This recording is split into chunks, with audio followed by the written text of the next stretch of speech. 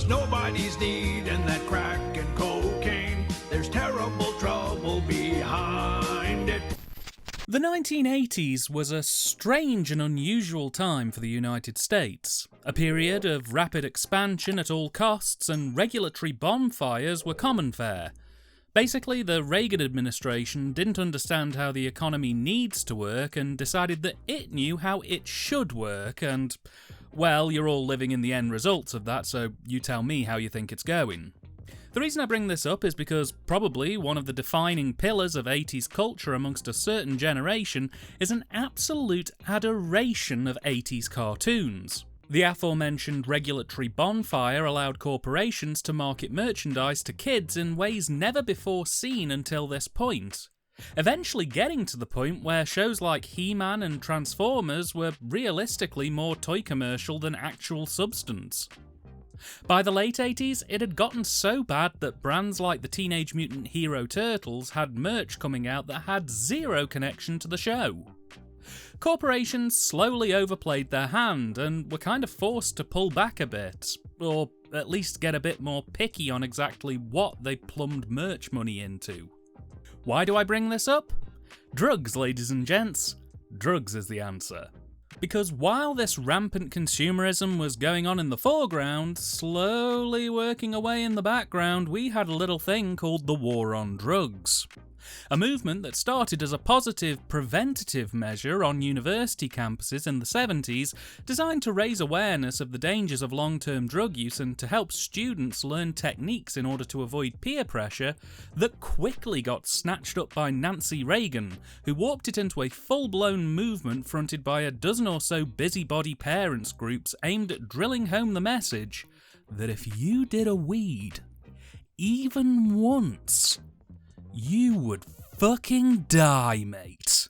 You'd be like that bit in Trainspotting when Renton sees a dead baby on the ceiling. Only it's you! You're the dead baby! You're going to die! Basically, they co-opted a movement designed to help more mature students in dealing with peer pressure and swerved it directly into tiny children, changing the narrative from long-term drug use is incredibly harmful, so try to avoid starting if you can, into even once can kill. Which isn't technically wrong depending on the drug, but they aimed it at mainly weed and cocaine, the former of which has 0 recorded deaths by overdose, and the latter, well, yeah, but how many under 10-year-olds have a regular, slow but steady supply of crack to OD on? And more importantly, for the number of under 10s who did have a supply, was it really worth dragging the nation into millions, if not billions, of debt, arresting hundreds of thousands of largely innocent people on drug ownership charges, ruining the lives of thousands of families and taking lives needlessly, not to mention increasing racial tensions, all for the sake of probably a couple of thousand kids at most that were potentially but not at risk necessarily? Anyway, the reason I bring this up is because in the early 80s, when the Reagans realised that the war on drugs could be used as a wedge issue to help secure them another 4 years, they fully backed the Just Say No programme. A programme that ran for most of the 80s and early 90s that aimed to infiltrate schools and children's television with endless amounts of propaganda driving that if you do drugs even once, you'll die. It wasn't effective. In fact, some studies show that it actually drove kids into trying drugs because they previously hadn't heard about this stuff, and now they were seeing strange and weird television adverts telling them about it constantly. On the media front, they pretty much had the TV industry at their beck and call. Celebrities were able to be seen as doing a good turn by appearing in Just Say No commercials. If a celebrity was in a spot of legal trouble, doing a Just Say No PSA could help them get a more lenient term. And everything from cartoon series to family sitcoms were falling over themselves to do a drugs are bad storyline. See Saved by the Bell and Captain Planet for 2 of the funniest instances of that. And it's here in 1990 that these 2 worlds of rampant consumerist cartoon programs and Just Say No drug awareness overlapped with hideous results. At a moment that I personally mark as the death of 80s kids culture, we find Cartoon All-Stars to the rescue. An abomination of a special that I get why it got made, but to me it's just a perfect example of just because you can doesn't mean you should. But I feel like having someone a bit more au fait in the art of US animation explain how this came to be might be for the best.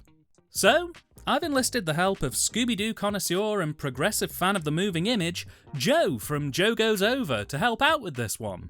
Joe, welcome. Hi Dan, thanks for inviting me here. My name is Joe, and I run a YouTube channel called Joe Goes Over. It started back in 2018 as a way for me to discuss books, TV shows, or movies that I liked, as well as what I thought were humorous anecdotes like stupid things I thought as a child and that time I got cancer. As a parent, one of the few things my daughter and I bonded over was Scooby-Doo, so she kept telling me I needed to do videos on that subject. Which I did, and after one upload did quite a bit better than anything I had done before, it became apparent that whether I wanted it or not, I was now a Scooby-Doo YouTuber. A Scooby-Doo-tuber. Scooby-Doober. But enough about me because I am boring as hell. Let's talk drugs, because those are sexy as hell. As Dan mentioned, back in the 1980s, and especially here in the United States, politicians and celebrities were really pushing an anti-drug agenda. And for a kid like me growing up at the time, it was inescapable. Especially from DARE, which was a police-sponsored anti-drug awareness program where officers or other speakers would visit schools to lecture kids about the danger of illicit substances. Incidentally, DARE was founded by the Los Angeles Police Department under Daryl Gates, who eventually retired in disgrace because of all the police violence against black people in the city. So anti-drug, but pro-racism, apparently. The only assembly I can vaguely recall was when an ex-addict visited our school promoting his program called Hugs, Not Drugs. He was probably in his mid to late 30s, had long hair, dressed casually, and was overly friendly when he spoke. He looked a lot like 1980s Shadow Stevens. The guy talked about his life as an addict and how he managed to overcome things by focusing on the people in his life. I also recall a few weeks later learning that he had been busted for drugs again. His relapse was a microcosm of the whole war on drugs itself. Well-meaning, but ultimately doomed to fail. But what the war on drugs did provide was cover for do-nothing politicians and do-too-much corporations.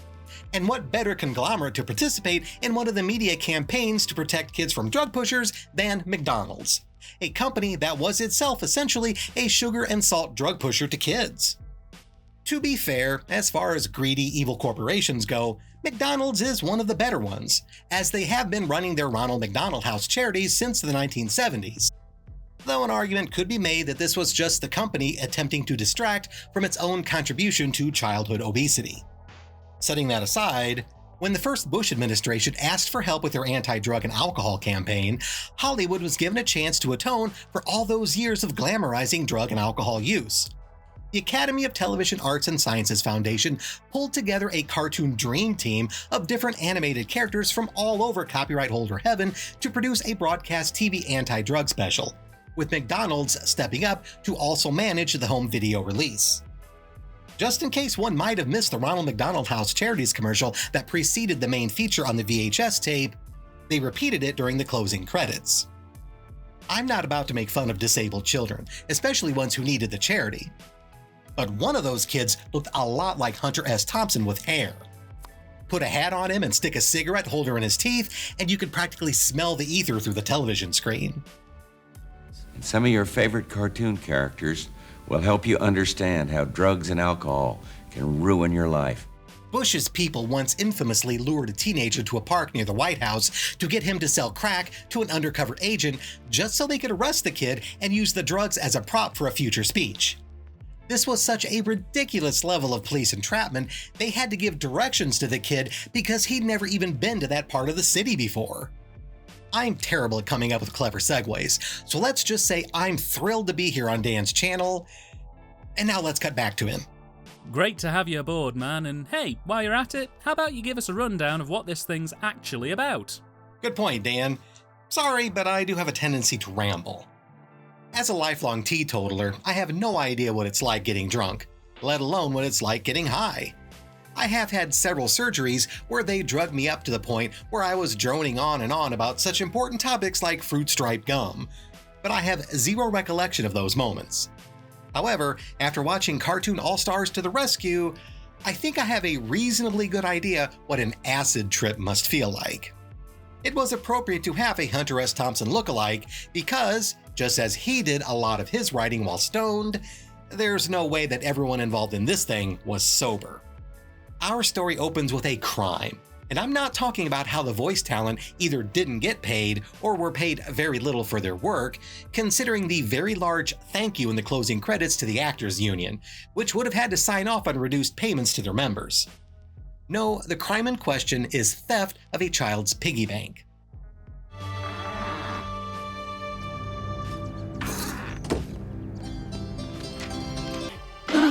Great Smurfs! Corey's piggy bank is gone!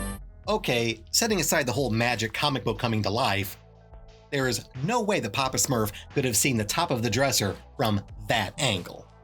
The piggy bank in question belongs to a little girl named Corey, and its theft is the catalyst for somehow freeing the various cartoon characters scattered around her room from their merchandise prisons.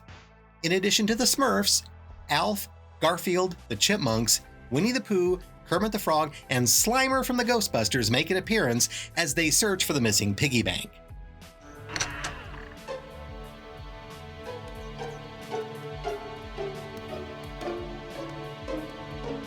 I understand this is whimsical cartoon magic, but the character sizes are all over the place. The Chipmunks started out small enough to fit inside a vinyl LP cover, but here they're as tall as full-sized Alf and Garfield. Or is this showing kids what drugs can do to you? Like how badly they mess with your senses and ability to tell real life from make-believe? If so, the producers spent so much time focusing on marijuana when perhaps they should have spent a little time warning about the effects of LSD. To their horror, Alf and the rest learn that the thief is none other than Corey's older brother Michael, who we come to find out needed money to score more drugs. Presumably marijuana, as that's really the only one we ever see him using. All right. There must be 20 bucks in here, easy. Nope. I counted, and there's only around 30 quarters there. So that's just $7.50 and not even close to $20. I guess drugs mess with your ability to do math as well. Math. At first, all the animated stars act like they're subject to Toy Story logic, where they cannot allow themselves to be seen moving by real human beings. Yet it doesn't take long at all for this rule to fall by the wayside as cartoon characters appear out of nowhere and just start talking to Corey and Michael. Case in point is the introduction to Smoke, the ostensible bad guy in the video. Smoke is an anthropomorphic cloud of presumably marijuana smoke, though when he first appears, it looks like Michael is smoking a normal cigarette and not a joint. Incidentally, Smoke is voiced by Academy Award-winning actor George C. Scott, who just phones it in the entire time. Despite the lack of empirical evidence, it's a commonly held belief that softer drugs like alcohol and pot will inevitably lead to the user trying harder ones like meth or heroin. And pushing this idea with the subtlety of a Messiah complex in a Neil Breen film, Michael's friends immediately try introducing him to crack cocaine. Yeah, this stuff's pretty good, but I got something even better. Latest thing. Yeah, I got it from some guys who told me to meet them in the park by the White House later.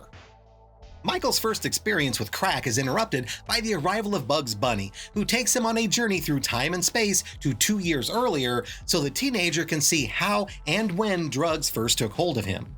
Maybe you need a little memory refresher. A time machine? Are time machines a thing in this universe? Because Michael identified it immediately without being told. Honestly, it looks like one of Brundle's teleporters, so the kid should probably think twice before getting in there at the same time with Bugs. Just in case. Meanwhile, back at home, Corey struggles with how to help Michael. Winnie the Pooh, ever the buzzkill, recommends she snitch on her brother. Excuse me, but why didn't you tell her? Pooh! You can talk? It's probably more likely that Corey got into her brother's drugs. Ooh. Is that foreshadowing? The time travel apparently wasn't enough to dissuade Michael from drug use, because he's immediately seen with two friends smoking pot from a pipe that had clearly been stolen from the pocket of their father's favorite velour smoking jacket. One of those friends steals Michael's wallet, and while chasing her to get it back, he falls into an open manhole.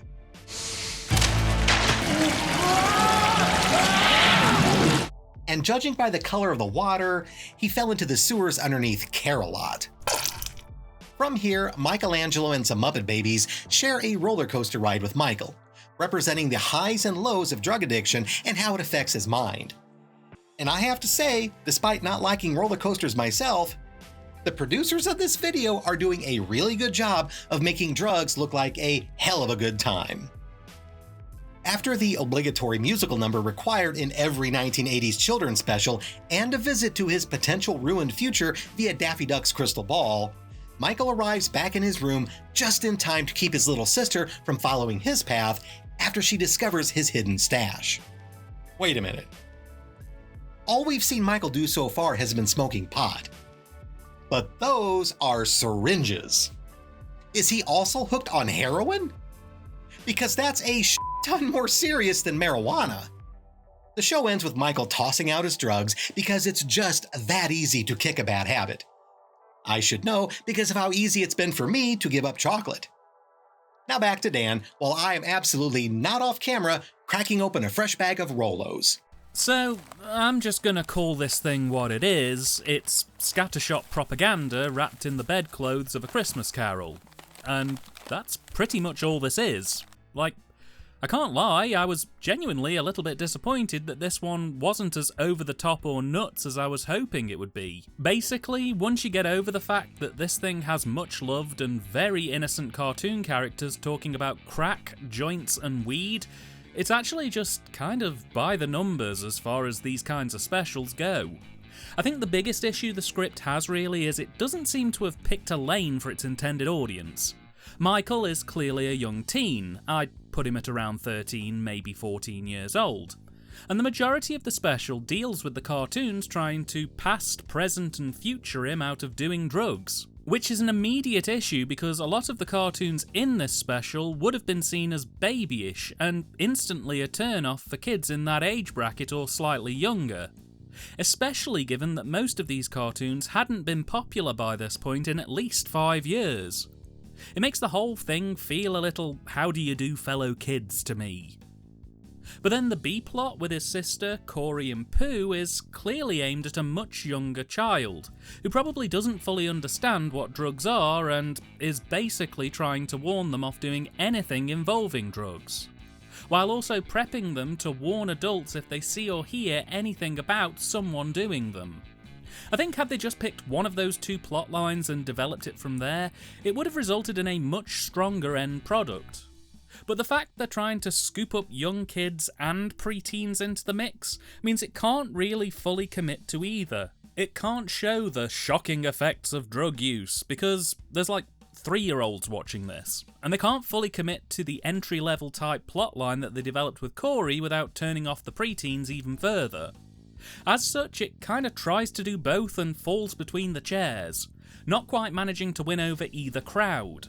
The pacing is breakneck, but because it doesn't really quite land the tone, it leaves it feeling altogether like it's really rushing to make a point that, by 1990, everyone kind of already knew. The storyline itself is kind of fine, a little overly basic. I don't feel like the Christmas Carol framework really works all that well here, truthfully. The reason it works so well originally is you see a nice guy get soured and corrupted who basically learns to re-love life. Here though, the script's very much blaming the drug user for starting in the first place. Essentially playing the past part as you're a dope for getting started on drugs in the first place, the present part as if it wasn't for our intervention you'd be on crack right now, and the future as you're basically going to turn into a heroin zombie, you dick. There feels like a distinct lack of autonomy present here. Michael isn't allowed to come to these conclusions on his own by what he sees, he isn't given time to take it in. Instead, he's just lectured and berated for 20 minutes because he's smoked a couple of joints in the last 2 years. Which I feel kind of misses the point and does a disservice to the viewer. That's another thing I don't really like about the script here. It's terribly misleading. Now, I know that there are folks out there who are living a waking hell that is drug addiction, and that's awful. Honestly, it is. But the best way to educate people away from becoming addicts is to be honest and open about what these drugs do and how they can harm you long term. By making out that a lone joint will have you shooting up skag by the end of the week, they're only going to make kids mistrust them when they do pot and find out it's actually kinda harmless. Which then puts them in a real dangerous situation when some actual bad drugs come along and they think, well, if the government lied to me about weed, what else are they lying about? Absolutely, Dan. I may never have smoked or used drugs and alcohol, but pretty much all of my friends did. It was usually just marijuana, but most tried the harder stuff a few times, and I once came home to find 3 of them in my apartment tripping on acid while playing Mario Kart. Yahoo! However, most of them eventually had families, and all of them have decent, well-paying jobs. Not a single one of them had their lives ruined by drug use. Probably because only one of them was ever arrested for it, and his sentence wasn't that severe. When you spend your childhood being told that drugs are bad, and even taking a single drag from a joint can ruin the rest of your life, seeing people who actually do drugs and succeed kind of turns you a bit cynical and not ready to trust authority figures. The dialogue is pretty painful for the most part, because there's so many famous cartoon characters in this thing, and because the whole thing runs to around 25 minutes, it means that none of the characters really get a chance to shine. Instead, they're all just boiled down to their absolute most basic elements, and then they all get maybe a line or two that's in keeping with the character, but not really representative of them. It'd be like if Homer Simpson was in this thing and his only line was, "The only drug I want to touch is delicious donuts." Like, it's got some Homer elements present, but it's not Homer. And that's what all these characters in this thing feel like. Well, until they have to talk about drugs, at which point it feels like the actual scriptwriters left the room for 10 minutes while the Just Say No folks came in and just wrote verbatim dialogue about how drugs are bad. Seriously, it's so jarring to have Bugs Bunny do the whole "What's up, Doc" routine before quickly picking up a spliff and turning into a "Did you know" machine. Joe, you'll be delighted to hear that this thing was supposed to have appearances from the Mystery Machine Gang, but it was dropped at the last minute. What did you make of the script? Dan, if any classic cartoon character should have been included in an anti-drug special aimed at kids, it would be Shaggy Rogers. His paranoia, constant munchies, and the fact that he looks like he bathes about as often as I eat salad hides his pot use with the subtlety of a chick tract hiding its homoeroticism. Then again, this might be the reason why the Scooby Gang wasn't included, because the last thing the War on Drugs crusaders wanted to show in the 1980s was sympathetic addicts who not only had friends, but still managed to contribute to society.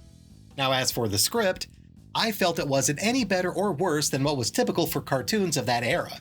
It was well-meaning, if simplistic, though as you mentioned, it often didn't seem to know its audience. I can't believe it! Corey's own brother? Wally never did this sort of thing to the beef. Who was that joke for? Would little kids in 1990 even know what Leave It to Beaver was? Who's that? Well, it's not Freddy Krueger. This is you. Pretty pitiful, huh? While Freddy Krueger was probably better known to the audience than Beaver Cleaver, are references to Nightmare on Elm Street appropriate for the 6-year-old kids in the audience clutching their own Winnie the Pooh plushies? Then again, the producers weren't afraid of including callbacks to other traumatizing moments in film. After all, they included the evil clown from Poltergeist. Let me rephrase that. Do you want to help, or do you want to be lunch? This joke is going to be lost on a lot of people who didn't grow up with Alf and don't know he's an alien from a species that eats cats. While this was a running gag on his series, at no point did they ever actually show Alf eating any felines. But the ramifications are awful for an adult show, let alone a TV special aimed at children, many of whom doubtlessly had their own beloved pets. Considering how much of the less appropriate dialogue is given to Alf, it wouldn't surprise me if those lines were suggested by the character's voice actor himself, considering he was also the guy who originally created and puppeteered Alf. This wasn't the only time some of the dialogue felt a bit disjointed, making Cartoon All-Stars to the Rescue feel like it did not have a unified voice. As you can imagine, this thing was in fact written and directed by a committee. On the script front, we have Dwayne Poole and Tom Swale. Dwayne has 82 writing credits and could probably best be described as a Hallmark Christmas movie machine gun of a man, with a significant chunk of his CV being given over to that load of holiday frolics. Prior to Cartoon All-Stars though, he worked on a lot of family-oriented shows including The Love Boat, the animated Laverne and Shirley series, and the Smurfs. Tom has 29 writing credits, with key mentions being the likes of Alvin and the Chipmunks, The Fall Guy, and the 80s animated Godzilla series. On directing duties we have Milton Gray, Marshall Moore, and Robert Shellhorn. Milton is mainly known for VFX work, with his biggest credit being Poltergeist, but as a director, he has 10 credits, including The Simpsons, My Little Pony, and The Potato Head Kids. Marsh equally is more of an animator than a director. He has 99 animation credits, but only 9 directing credits. Still, there's some big hitters here, including Mighty Mouse, He-Man, and the original animated Ghostbusters series.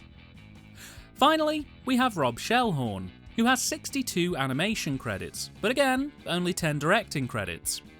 Not to disappoint though, these include episodes of The Transformers, Muppet Babies, and the all-new Dennis the Menace. Basically, this bunch were a bit of a who's who of 80s cartoon history, which makes it all the more startling that, given the cartoons that appear on this show sit on most of these guys' resumes, they somehow managed to tone them down so much as to be barely recognisable. From here though, things do improve a little bit in my opinion. On the art direction front, it's not too bad.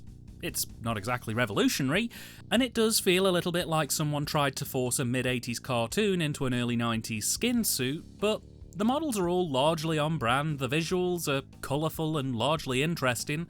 The sequence where Michael and the Muppet Babies travel through a brain on drugs is particularly well handled. I'd say while it doesn't exactly break any kinds of ground in terms of the style it's showing, it does at least manage to do enough, just about, to keep me on board. I did, however, find the animation itself a little bit lackluster. Characters' mouth movements in particular seem to struggle with this special, as in sometimes the mouths don't move at all, they just kind of hang open while a monologue pours out, and a significant chunk of the time they don't match the movements at all. And I'm not entirely sure if they sent any of this overseas for animating, it's likely they did, but the frame rate on the motion of the characters is quite jerky in places and really lacked that kind of fluid motion that would have made this feel a bit more special. Again, it's not the worst I've seen, and it's certainly better than some of the original 80s fodder even, but it wasn't enough to fully win me over. To be brutally honest, Dan, what we see here was a good representation of late 80s to mid 90s animation. And that's not a compliment. Television cartoon quality was all over the place at the time, which makes this era about my least favorite, despite how many classics came out in that period. Look no further than a series like Tiny Toon Adventures, which, to meet production deadlines, was produced by several animation studios at the same time. In the course of one season, you'd see practically theatrical release quality drawings with little to no off-model shots, to the sloppiest garbage that Kennedy cartoons could squeeze out of the buttholes of their creatively bankrupt pencils.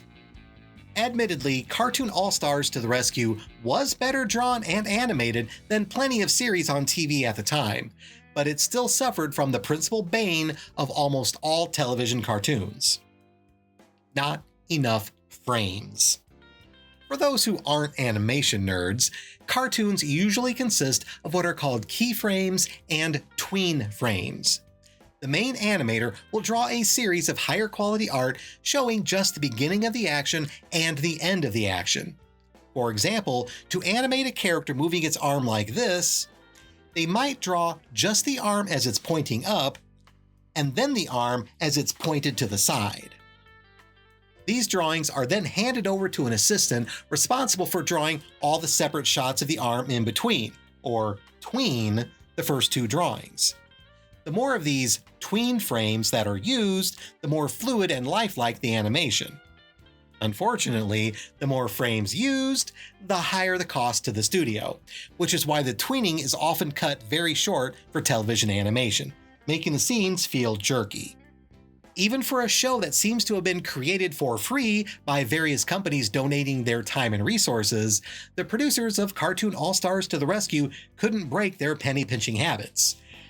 Or to be fair, since it was created with donations, perhaps they had no choice but to do it on the cheap.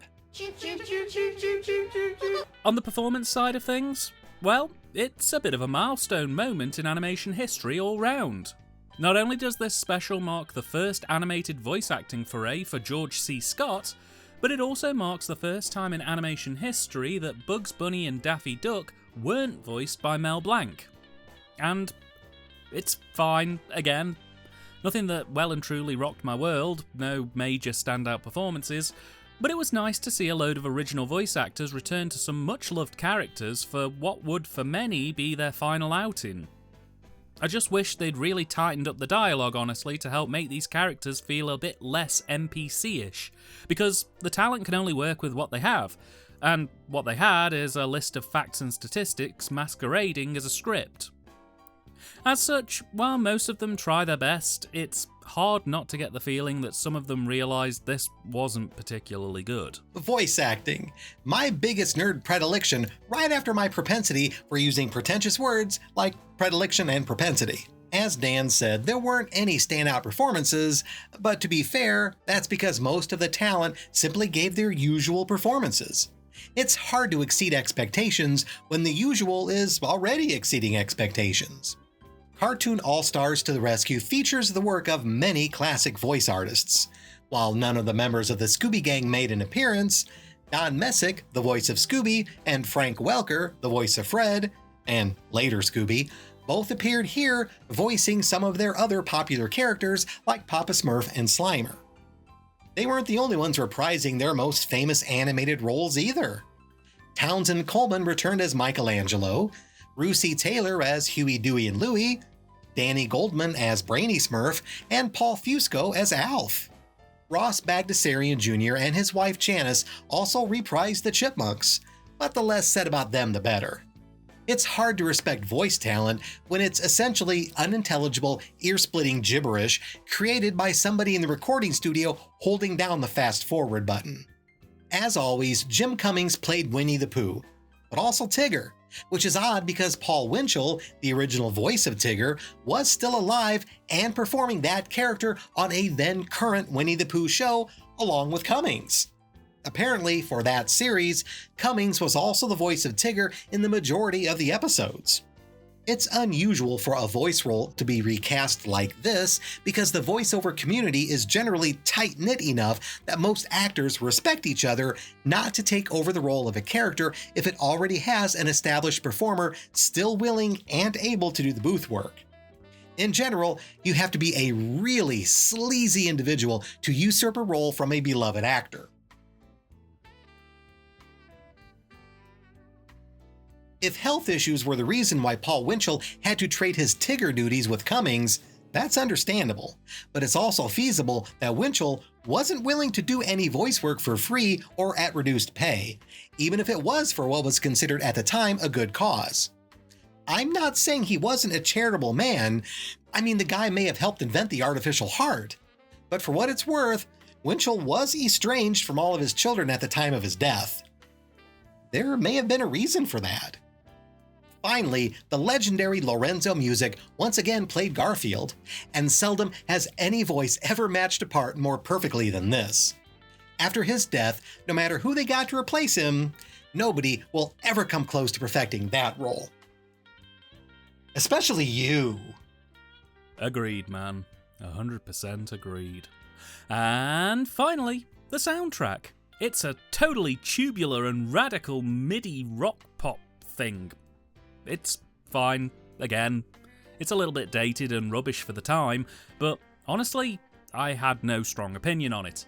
It comes in, it just about does the job, it fills in most of the special nicely, and then rounds things off. I can't really argue for fairer than that. It didn't wow me, and given this thing had multiple attempts at show-stopping stage show-style tunes written by the guy who was, at that time, writing the hits for the Disney movies, I did have somewhat high hopes for this one. Obviously, I'd have preferred something a bit more fresh and relevant, but this is made by stuffy busybodies. Why would it be creatively enriching? As mentioned, Cartoon All-Stars to the Rescue was funded by McDonald's and backed by the Bush administration's continuation of Just Say No. In fact, they were so on board with it that for the home video release they actually recorded a special introduction with the President and First Lady herself. The special was simulcast across the 4 major US networks of the time, plus a dozen or so independent stations, before getting independent releases on the rest of the airwaves over the following 2 weeks.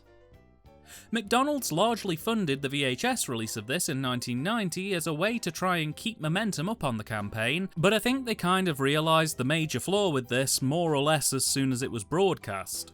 It just isn't that good, not even in a jokey, riffy way. And as such, it didn't really become a much-loved family staple. That, coupled with the wishy-washy target audience, also made it difficult to sell as a discussion or educational piece, so once it finished its international run, it played in Canada, New Zealand and Australia, it was pretty much released on VHS, stayed on shelves for around about a year, and then disappeared at some point in 1991, and from there it was never seen again. Copies have made their way up onto YouTube. eBay has VHS copies too, and a sequel was touted for years after its initial release, with none other than Joe Biden being one of the more enthused proponents of a Cartoon All-Stars 2. But honestly, unless you have a heavy nostalgia for this thing, catching it on YouTube is more than enough. Cartoon All-Stars to the Rescue is an interesting little video time capsule of late 1980s pop culture. The animated characters from shows that were airing at the time are obvious, but we also got to see smiling George Bush before his 1992 political defeat, and pardons of all the Iran-Contra criminals, McDonald's that was still embracing its child-enticing clown imagery, mullets, and crack cocaine. In the end, though, it was a mostly forgettable attempt by Hollywood to cram some heavy-handed messaging about the dangers of drug abuse into a half-hour block of programming that could also be considered a bit of an advertisement for several television series. Even at my most charitable, I have difficulty accepting that this crazy little animated Christmas Carol knockoff came anywhere near helping prevent anyone from experimenting with drug use. But that's fine, because I could say the same about the entire Just Say No anti-drug campaign of the Reagan-Bush years. Frankly, the best way to keep kids off drugs and alcohol is probably what my grandmother did. She was a professional caterer and occasionally made desserts which included spirits. As a 5-year-old, nothing gives you a lifelong aversion to alcohol like popping what you assume was a sugary donut hole into your mouth, only to have it fill with the fiery burn of that grown-up lie called a powdered rum ball. I'm not suggesting we give kids shots of whiskey to make them afraid of the stuff. Think of the cost. But it would have to be more effective than seeing Bugs Bunny warning about the dangers of addiction, then immediately biting on what's probably his 50th carrot of the day. But hey, we're talking about Hollywood executives. If they had the ability to be creative, we wouldn't see them casting big-name actors in voiceover roles who aren't that good at voiceover. As for me, I ultimately came away from Cartoon All-Stars just kinda nonplussed. It's a messy, very heavy-handed and misleading production that I sincerely believe probably did more harm than good in the long run. While the animation, art style and casting were pretty much inoffensive and on the money, it never went above acceptable for me, and that script work really drags the rest of it down quite badly. If I'm being honest, I think if you're into your curios and oddities, you probably do have to see this thing at least once, but honestly, I just found it a bit dull. Ah well, can't be lucky every time. Joe, thank you so much for joining me on this anti-drug journey. You're a star and a legend all rolled into one. For the folks at home, where are they best seeking you out? Thank you for the kind words, Dan. My channel name is Joe Goes Over, and I am almost entirely a YouTube-only content creator because I'm lazy and can only focus on one thing at a time. I am available on Twitter, but I don't exactly filter myself as much as I do on my channel. So those curious to see what the chubby guy who bleeps out bad words and talks about Scooby-Doo is like outside of YouTube might be surprised that I have a few strong opinions about politics and social issues, and there's seldom, if any, bleeping in my social media feeds.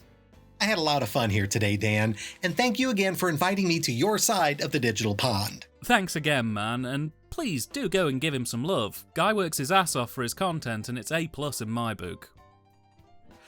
So, all this talk of pot got me nostalgic for my college days. Hey Joe, you thinking what I'm thinking? Family-sized pack of Oreos? Family-sized pack of Oreos. See you behind the bleachers in 10.